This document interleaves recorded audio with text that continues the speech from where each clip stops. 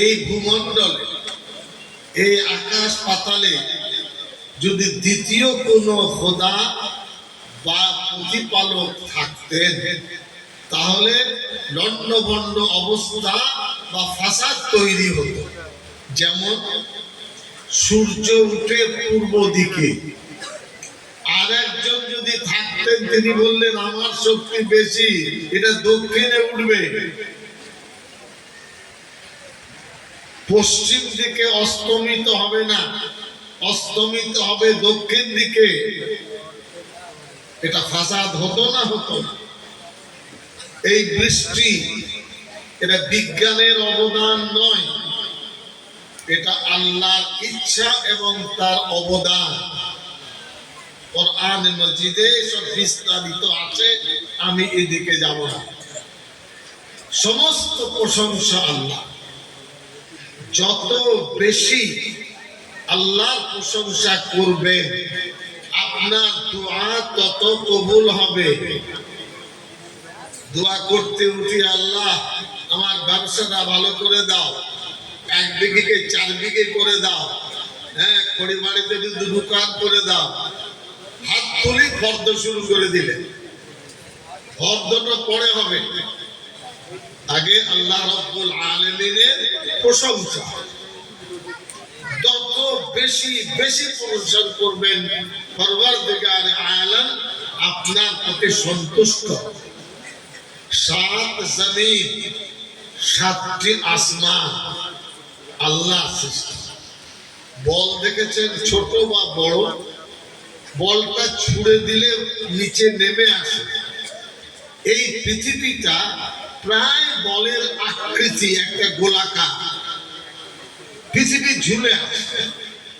আমরা যেমন উপরে আকাশ দেখছি, আমাদের নিচে প্রায় ধরুন 16 ঘন্টা 18 ঘন্টা এইভাবে ঘুরে ঘুরে আমেরিকা। আমেরিকা কি দেখছে? খোলা আকাশ দেখছে। দক্ষিণ দিকে যারা আছে খোলা আকাশ দেখছে। কোন প্লেনে উঠলে এইভাবে এইভাবে এইভাবে ঘুরতে ঘুরতে ঘুরতে ঘুরতে প্লেনটা ঘুরে, আকাশ ছুঁতে পারে না।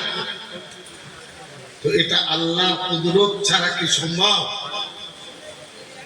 একটা বলকে 10 মিনিট ঝুলিয়ে রাখতে পারবেন না। পরওয়ারদিগার আলাম এক এবং অদ্বিতীয়, তার ইচ্ছা হয়েছে 6 দিনে তিনি পৃথিবীকে জন্ম দিয়েছেন। রাজনীতির জন্ম নয়, পাবলিকের জন্ম নয়, দার্শনিকের জন্ম নয়, বৈজ্ঞানিকদের জন্ম নয়। আল্লাহ বলেন আমার পৃথিবীকে আমি সৃষ্টি করেছি।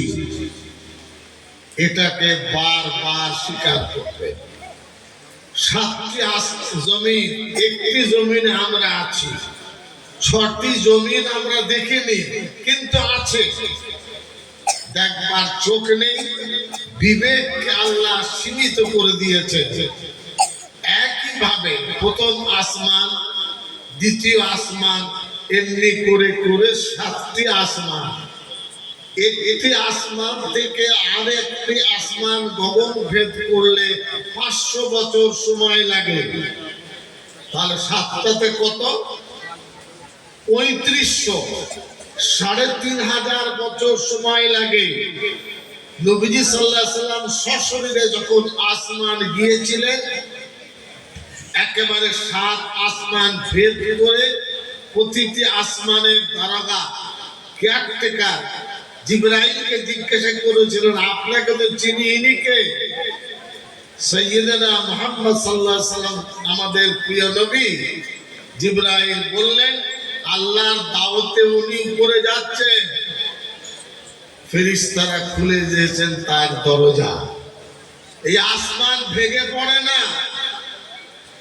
যদি ক্ষমতার বড়াই থাকতো আর কে অংশীদার হতো, আসমান চূর্ণ বিচূর্ণ হয়ে যেত। আগে বিজ্ঞান বলতো পৃথিবী ঘোরে, কিন্তু কোরআনে কারিমে আল্লাহ বলেন কুল্লু ইয়াজরি লি আজালিন মুসাম্মা। চন্দ্র, সূর্য, নক্ষত্র নিজের পরিধিতে এইভাবে তারা ঘোরে। লক্ষ্য করছেন সূর্য পূর্ব দিকে, যারা ওই কি নাম দার্জিলিং গেছেন, ওই টাইগার হিলে আমিও দুবার গেছি, সূর্য মনে হচ্ছে কেউ নিচে থেকে তুলে দিচ্ছে, মনে হচ্ছে কাছে, শেষ নেই তার প্রান্ত। এরপরে ঘুরছে, আবার নিচে দিয়ে যাচ্ছে। এটাকে যোগ ভাবছেন? হ্যাঁ, এটাকে ভাবছেন কোন সাধারণ কথা? আল্লাহ কুদরত যত স্বীকার করবেন, আপনার মধ্যে অনুভূতি বাড়বে, চিন্তা বাড়বে, আল্লাহর প্রতি আনুগত্য বাড়বে, তাকওয়া তাহারাত বাড়বে। আল্লাহ রাব্বুল আলামিন বেনিয়াজ, বেনিয়াজের মানে তার সমকক্ষ কেউ নেই, পৃথিবীতে এমন কেউ নেই যার কিছু প্রয়োজন নেই। একেবারে আমেরিকা থেকে নিয়ে আমাদের পঞ্চায়েত সদস্য পর্যন্ত ধরুন, পুঁজিপতিদের ধরুন, শীতের কাপড় দরকার, প্রয়োজন আছে না নেই?